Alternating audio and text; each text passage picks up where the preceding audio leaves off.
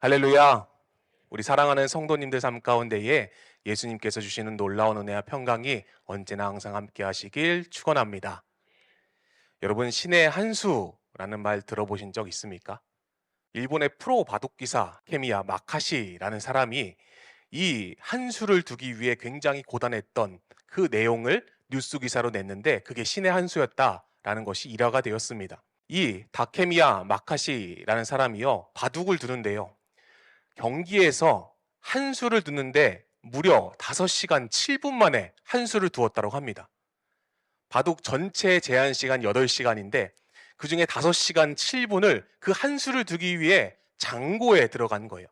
그래서 8시간 중에 그 5시간 7분 만에 한 수를 딱 뒀는데요, 그 한 수로 인해서 그 바둑 경기에서 승리하게 되었답니다.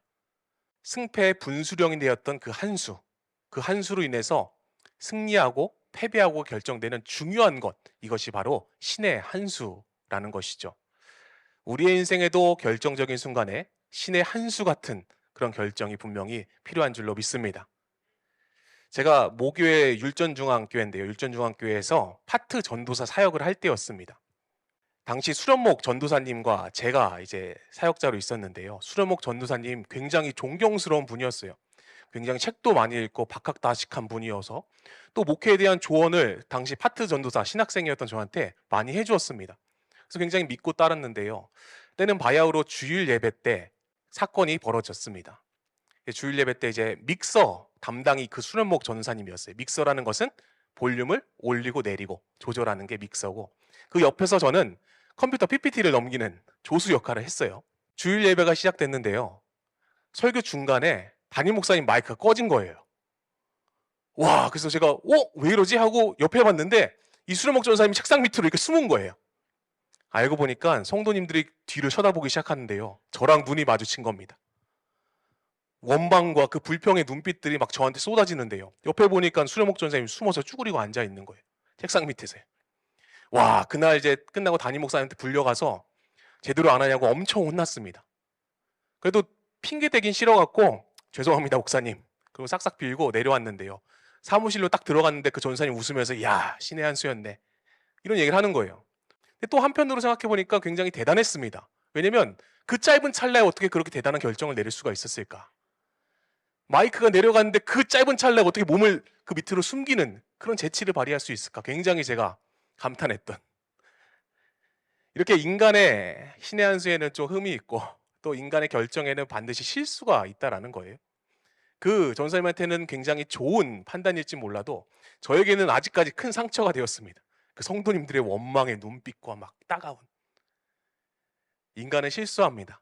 그리고 인간의 계획과 인간의 모든 방법은 실패할 수도 있습니다. 하지만 완전하신 하나님의 신의 한 수, 그 한 수만이 우리의 삶을 변화시킬 줄로 믿고 우리의 삶을 더 좋은 곳으로 인도하실 줄로 믿습니다. 오늘 본문에도 그런 신의 한 수가 담겨 있는 것이 오늘 본문인 여호수아서 20장의 말씀입니다. 오늘 본문의 전장인 19장에서 드디어 하나님께서 아브라함에게 땅을 주시겠다고 약속한 그 언약이 690년 만에 성취가 됩니다. 야, 감격스러운 일이죠. 모세로부터 여호수아에게 지도력을 이어받고 여호수아가 정복 전쟁을 시작해서 이제 다 정복해서 땅을 분배하는 일이 끝난 거예요. 와, 얼마나 감격스럽습니까?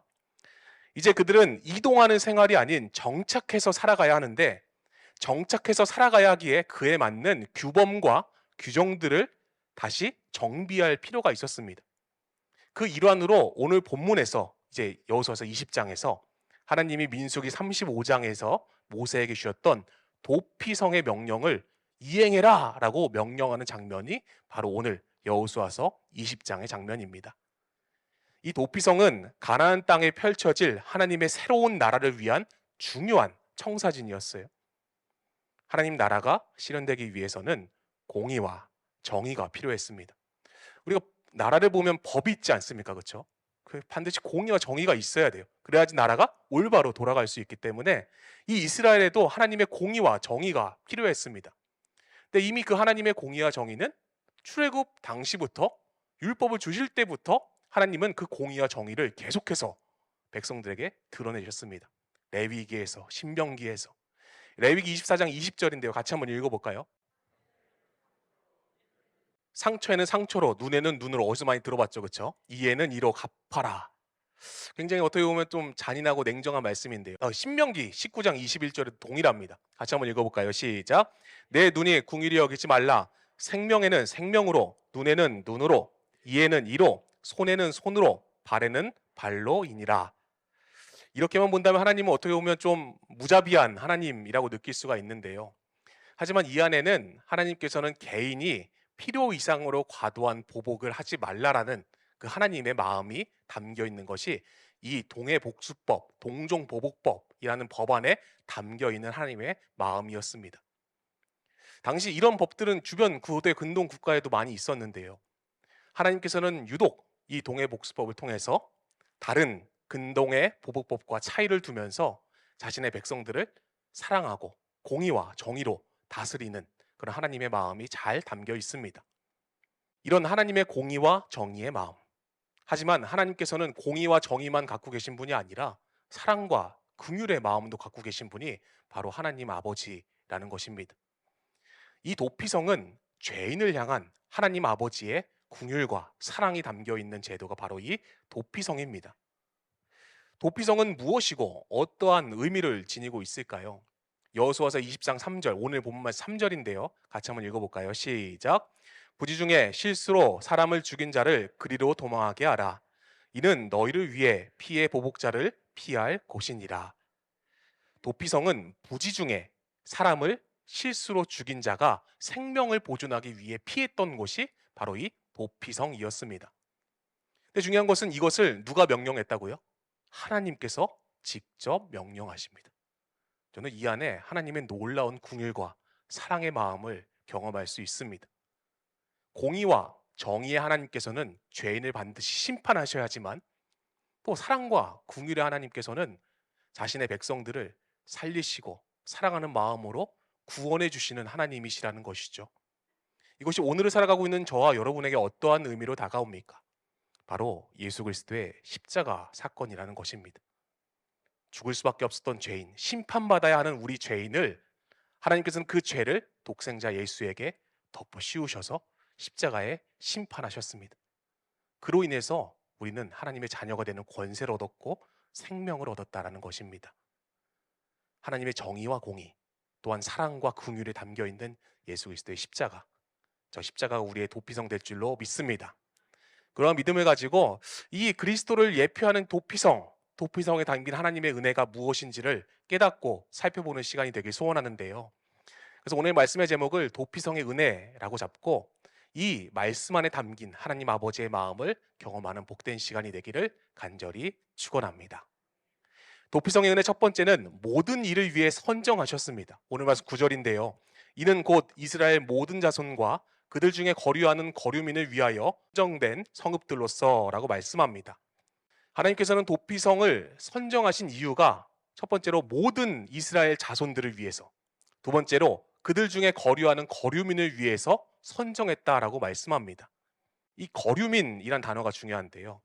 단순히 이방 사람을 넘어서 거주자가 소유하는 기본 권리를 누리지 못하는 연약한 존재들을 말할 때 거류민이란 단어를 동일하게 썼습니다. 즉 이스라엘 자손도 또한 그 거류민도 모두 도피성의 은혜가 적용되는 사람들이었다라는 것입니다. 한마디로 하나님의 구원 계획과 놀라운 사랑과 긍휼의 섭리는 어떠한 특정한 인간만을 지칭하는 것이 아니라 모든 이에게 동일하게 주어졌다라는 것입니다. 죄인인 나도, 또한 지금도 죽어가는 그 영혼들도 하나님의 긍휼과 사랑의 도피성에 해당되는 대상이라는 것이죠. 사랑하는 성도 여러분, 온 인류를 구하시기 위해 예수 그리스도께서 하나님의 도피성이 되어서 우리에게 주신 줄로 믿습니다. 그러한 믿음을 가지고 십자가에 못 박히신 예수님을 가슴으로 경험하는 복된 인생이 되게 간절히 축원합니다. 이렇게 하나님께서는 도피성 되신 예수님을 온 인류를 위해서 선정하셨다, 선택하셨다, 계획하셨다라는 것입니다. 가만 보면요, 이 도피성이 6군데가 있었어요. 근데 이 6군데 이름을 살펴보면요, 참 놀라운 하나님의 섭리가 담겨 있습니다. 게데스, 세겜, 헤브론, 베셀, 라못, 골란, 이 6지역에 도피성이 있었는데요. 첫 번째로 갈릴리 게데스란 지역은 게데스라는 이름이 거룩이란 뜻입니다. 도피성 이름의 뜻이 거룩이에요. 우리를 거룩하게 하시는 분이 누구십니까? 바로 예수 그리스도이십니다. 고린도전서 1장 30절인데요. 같이 한번 읽어볼까요? 예수는 하나님으로부터 나와서 우리에게 지혜와 의로움과 거룩함과 구원함이 되셨다. 두 번째로 에브라임 산지 세겜인데요. 이 세겜이란 단어의 뜻은 어깨에 짐을 진이란 뜻을 지니고 있습니다. 염려와 근심, 걱정, 수고한 삶의 무거움, 그 모든 짐을 메어주시는 분이 누구십니까? 바로 예수 그리스도이십니다. 마태복음 11장 28절에 수고하고 무거운 짐진 자들아 다 내게로 오라 내가 너희를 쉬게 하리라. 바로 예수 그리스도가 우리의 도피성 된다라는 말입니다. 세 번째는 유다산지 헤브론인데요. 이 헤브론이란 단어 안에 담긴 뜻은 친구, 연합, 결합이란 뜻을 갖고 있습니다. 우리의 친구 되시며 우리와 결합하시고 우리와 연합하시는 분이 누구십니까? 바로 예수 그리스도이십니다. 요한복음 15장 4절에서 5절인데요. 같이 한번 읽어볼까요? 시작. 내 안에 거하라 나도 너희 안에 거하리라. 가지가 포도나무에 붙어있지 아니하면 스스로 열매를 맺을 수 없음 같이 너희도 내 안에 있지 아니하면 그러하리라. 나는 포도나무요 너희는 가지라. 그가 내 안에 내가 그 안에 거하면 사람이 열매를 많이 맺나니 나를 떠나서는 너희가 아무것도 할 수 없음이라. 아멘. 우리와 연합되시는 분, 우리의 친구 되시는 예수 그리스도를 경험하길 간절히 축원합니다. 네 번째로 르우벤 지파의 베셀이란 지역인데요. 이 지역의 이름의 뜻은 요새지라는 뜻을 지니고 있습니다. 적군의 침입으로부터 성을 쌓고 진지를 구축해서 그 안에 있는 자를 보호하는 역할을 하는 게 요새지였어요. 그리스도 예수 안에 있으면 모든 문제로부터 보호받을 수 있음을 믿으시기 간절히 축복합니다. 빌립보 4장 7절에 그리하면 모든 지각에 뛰어난 하나님의 평강이 그리스도 예수 안에서 너희 마음과 생각을 지키시리라. 아멘. 우리의 마음과 생각, 그 모든 것을 지키시는 분이 바로 예수 그리스도이심을 믿으시기 간절히 축원합니다. 다섯 번째는 길랏 라못인데요. 이 라못이란 단어의 뜻은 들어올리고 높아지다라는 뜻을 지니고 있어요. 죄인인 우리가 하나님의 자녀로 높아졌습니다. 할렐루야. 예수 그리스도로 인하여서 높아졌음을 믿으시기 간절히 축복합니다. 요한복음 1장 12절인데요. 고백하는 마음으로 같이 한번 읽어볼까요? 시작. 영접하는 자, 곧 그 이름을 믿는 자들에게는 하나님의 자녀가 되는 권세를 주셨으니 죄인인 우리가 하나님의 자녀가 되었습니다. 바로 예수 그리스도로 인하여서. 이 사실을 가슴에 새기는 여러분 되기 간절히 축복합니다. 자, 이제 마지막 여섯 번째예요. 여섯 번째, 므낫세 지파의 바산 골란이란 지역인데요. 이 골란이란 말은 기쁨, 희열 이런 뜻을 갖고 있습니다. 우리의 기쁨 되시고 우리의 희열 되신 분이 누구십니까? 바로 예수 그리스도라는 것이죠. 골로새서 1장 11절에요. 그의 영광의 힘을 따라 모든 능력으로 능하게 하시며 기쁨으로 모든 견딤과 오래 참음에 이르게 하시고. 예수 그리스도로 인하여서 기쁨으로 모든 견딤과 오래 참음에 이룰 수 있음을 믿으시기 간절히 소원합니다. 신기하게도 이 6개의 성읍 모두 다 예수 그리스도를 예표하고 있는 것 같아요. 그래서 이 6개의 성읍이 말하고 있는 한 분, 신의 한 수가 바로 예수 그리스도라는 것입니다. 이 사실이 저는 가슴에 감동으로 다가왔습니다. 죄인인 나를 구원하시기 위해 하나님께서는 나뿐만이 아니라 모든 인류를 위해 독생자 예수 그리스도를 도피성으로 이 땅에 보내셨구나. 그런 믿음을 가지고 승리하시는 복된 인생이 되길 간절히 축원합니다. 이렇게 도피성의 은혜 첫 번째가 모든 이들을 위해서 하나님께서는 예수 그리스도를 선정하셨고 보내셨다라는 것이죠. 이 가슴에 와닿은 이 사실을 가슴 깊이 새기시기 간절히 축복합니다. 도피성의 은혜 두 번째는 누구든지 그리로 도망하면 죽지 않습니다. 오늘 말씀 9절인데요. 누구든지 부지 중에 살인한 자가 그리로 도망하여 피해 보복자의 손에 죽지 아니하게 하기 위함이라. 나를 위해서 도피성을 세우신 하나님, 예수 그리스도를 이 땅에 보내신 그 하나님께서 누구든지 그리로 도망하게 하라라고 명령하고 있습니다. 하나님께서는 연약한 인간의 본성을 아신 거예요. 인간이 죄를 지으면 도망치는 존재라는 것을 하나님은 아시고 누구든지 그리로 도망하게 하라. 오늘로 적용하면 누구든지 예수 안으로 들어오게 하라. 인간은 스스로 이성적이고 합리적인 존재라고 생각합니다. 그리고 막 여러 가지 계획을 세우고. 근데 분명한 것은 이 세상엔 무음하고 완전한 인간은 없습니다. 우리는 유한하게 누구나 실수하고 누구나 넘어지고 누구나 앞을 볼 수 없는 연약한 존재입니다. 가인과 아벨 사건에서 가인이 그러했고요. 다윗은 우리아의 아내 밧세바를 취하는 범죄를 저질렀습니다. 또 예수님의 수제자인 베드로 역시 자신의 스승이신 예수님을 3번이나 부인하죠. 성경은 끊임없이 인간의 실수, 그 실수는 바로 죄예요. 죄를 기록하면서 저와 여러분 또한 성경에 나온 그 모든 인물들이 다 죄인임을 말하고 있는데요. 이런 연약함을 아신 하나님께서는 누구든지라는 조건을 붙이십니다. 이 누구든지라는 말이 참 저는 말씀 묵상하면서 가슴에 와닿았어요. 나같이 더럽고 추악한 죄인도 긍휼히 여기시는 하나님 아버지 마음. 정말 우리가 손가락질하고 비난받는 그런 사람들도 긍휼히 여기시고 누구든지 예수 안으로 오라. 누구든지 예수 그리스도의 십자가로 오라. 말씀하신 그 아버지 사랑을 가슴 깊이 경험하는 시간이었습니다. 누구든지 이 말을 가슴에 새기는 여러분 되기 간절히 축복합니다. 또 그리로 도망하게 하라라고 하나님께서는 말씀하시는데요.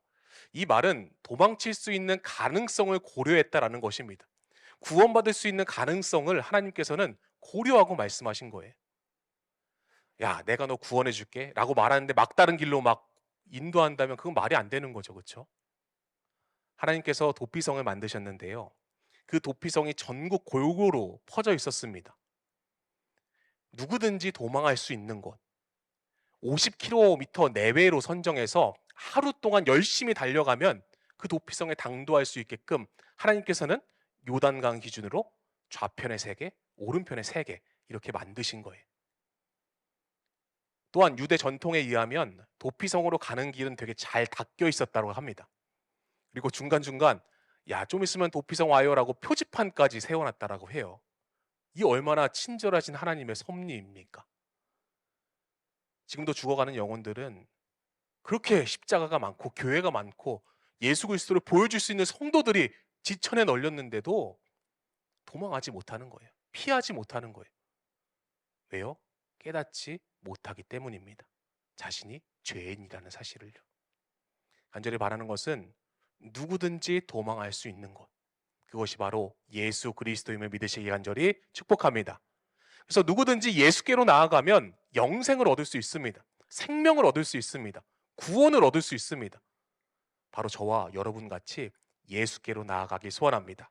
로마서 10장 12절 13절인데요. 같이 한번 읽어볼까요? 시작. 유대인이나 헬라인이나 차별이 없습니다. 한 분이신 주께서 모든 사람의 주가 되사 그를 부르는 모든 사람에게 부요하시도다. 누구든지 주의 이름을 부르는 자는 구원을 받으리라. 아멘.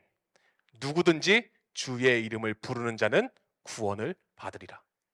이것이 하나님 아버지의 마음이었고 예수 그리스도를 이 땅에 보내신 하나님 아버지의 섭리였다라는 것입니다. 믿는 성도는 도피성 대신 예수 그리스도께로 나아가야 합니다. 그 안에 거하기를 사모해야 합니다. 그리고 지금 내가 예수 안에 있는가 늘 자신의 모습을 돌아보고 나의 신앙을 점검해야 할 줄로 믿습니다. 사랑하는 성도 여러분, 예수 그리스도 안에 있는 그 진정한 죄사함의 생명을 경험하는 복된 인생이 되시길 예수님의 이름으로 간절히 축원합니다. 예수께로 나아가면 생명과 구원이 있는데 너무나 잘 알고 있는데 어떤 이들은 이 진리를 믿지 못하고 계속해서 의심하고 또 의심합니다. 제가 그걸 경험했는데요. 충북 제천 목회 시절에 매주 화요일 목요일은 전도하는 날이었어요. 뭐 저희 교회 개척교회였고 상가교회여서 사역자가 저밖에 없었거든요. 그러니까 담임 전도사가 주보 전도지 들고 전도하러 나가는 거예요. 교회 옆쪽이 시장이었는데요. 매주 화요일 목요일 날 마다 가니까 이제 조금 상인들하고 인사하고 얼굴을 터서 가서 요구르트도 주기도 하고 수고한다고 어떤 분들은 아이스크림도 주기도 했어요. 근데 교회는 안 나가시고. 네. 그러다가 시장 입구 쪽에 돼지국밥집이 있었어요. 국밥집이 있었는데요. 하도 왔다 갔다 거리면서 인사를 하니까 하루는 이 사장님이 궁금해서 물어보는 거예요. 뭐 하시냐고. 뭐 하시는 분이세요? 물어보는 거예요. 아, 저 여기 뒤에 교회 목사인데 전도사인데요. 전도하러 왔어요. 그러자 이 사장님이 이렇게 고백하는 거예요. 아, 그러세요? 저도 집사인데 교회 안 나간 지 좀 된 집사예요. 이런 얘기를 하는 거예요. 그러면서 잠깐 들어오세요. 그러면서 차를 마시면서 대화를 나눈 기회가 있었습니다. 야, 정말 어떻게 성령께서 계획하셨는지. 알고 보니까 신앙생활 6년 차 집사였는데 사람 때문에 시험에 들어서 교회를 안 나간 거예요. 그리고 자신의 일에 매진하다 보니까 교회 갈 시간도 없고 해서 그렇게 신앙을 저버린 사람이었더라고요. 그래서 제가 전도 폭발 그때 되게 열심히 배웠거든요. 그래서 막 자신이 있었어요. 그래서 물어봤어요. 구원의 확신이 있습니까? 그 질문법이 있거든요. 그때 그분이 이렇게 얘기하는 거예요. 전사님, 저는요, 구원받았다라는 느낌이 안 들어서 못 믿겠어요. 뭐 내가 막 구원의 감격이 막 느껴지거나 뭔가 내 삶에서 막 구원이 체험되고 경험되어져야지 믿겠는데 그런 게 없어갖고 나는 구원의 확신 그거 잘 모르겠는데요. 이렇게 얘기하는 거예요.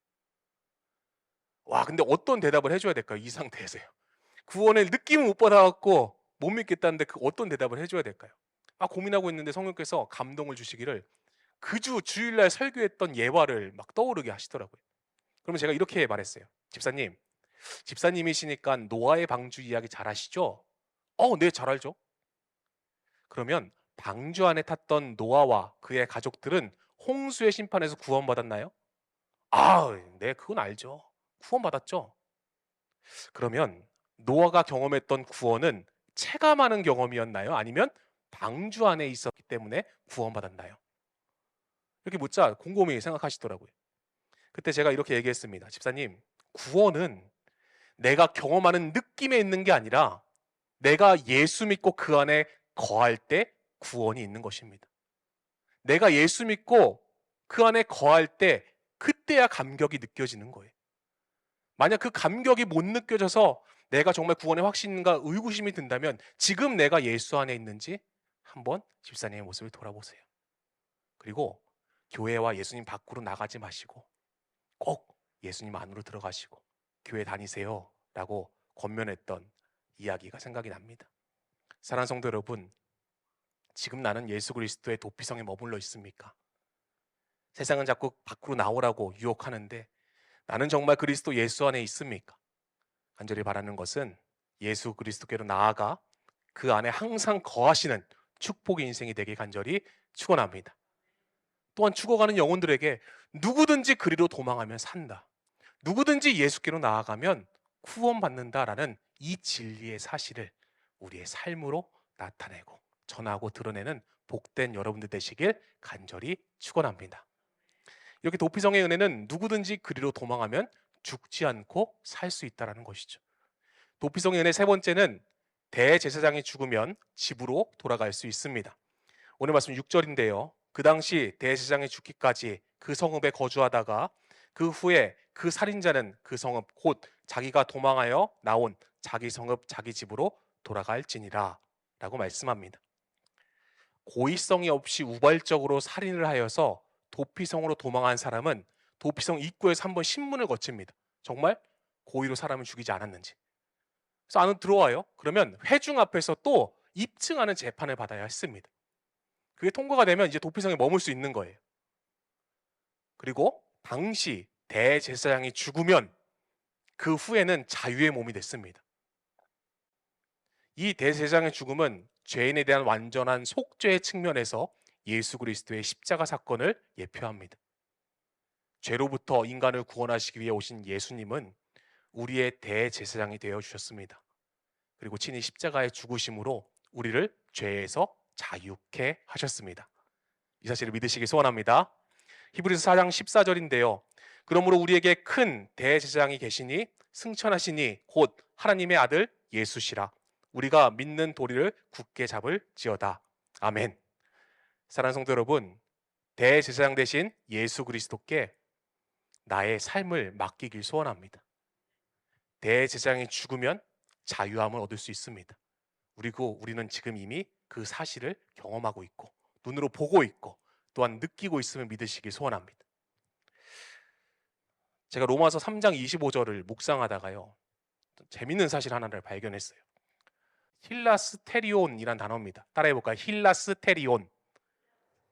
네, 로마 3장 25절에 나오는 단어인데요. 한번 읽어볼까요? 로마 3장 25절 새 번역인데요. 시작. 이 구절에서 속죄 제물로 번역된 게 바로 힐라스테리온이란 단어인데요. 속죄 제물을 뜻하는 단어는 또 따로 있어요. 힐라스모스란 단어인데 의구심이 들었습니다. 아니, 속죄 제물이라는 단어가 굳이 있는데 굳이 왜 이 힐라스테리온이란 단어를 바울은 사용했을까? 이 안에 되게 깊은 뜻이 담겨 있더라고요. 이 출애굽기의 내용을 살펴보면 좀 더 쉽게 이해할 수 있는데요. 출애굽기 25장 17절입니다. 같이 한번 읽어볼까요? 시작.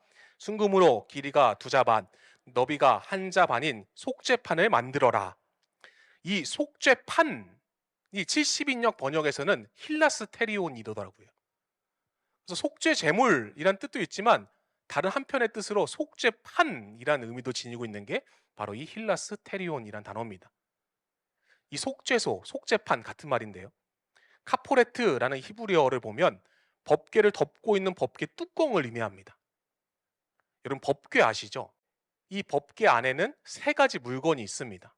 여러분 잘 아시나요? 사진 혹시 보여주시면 3가지 물건이 있는데요. 첫 번째는 아론의 쌍난 지팡이가 있어요. 그리고 두 번째는 언약을 새긴 돌판, 십계명이 있었죠. 그리고 세 번째는 만나를 넣어둔 금 항아리가 이 법궤 안에 있었습니다. 이 법궤 안에를 덮고 있는 것이 바로 이 속죄판, 속죄소라고 불리는 거예요. 법궤 안에 그 물건이 있고 그 뚜껑을 덮는 게 바로 속죄판입니다. 이 셋 물건 모두 하나님에 대한 이스라엘의 원망과 불평, 불순종의 죄, 교만의 죄를 상징하는 게 이 3가지 물건이었어요. 이 3가지 물건을 속죄판이 덮고 있는 거예요. 그래서 대제사장은 1년에 한 번 속죄물의 피를 가지고 지성소에 들어갑니다. 지성소에는 대제사장밖에 들어갈 수 없었어요. 그리고 1년에 한 번 들어가서 그 피를 법궤 윗뚜껑, 그 속죄판에다 바릅니다. 속죄물의 피를 그 법궤를 덮고 있는 그 뚜껑에다가 바르는 거예요.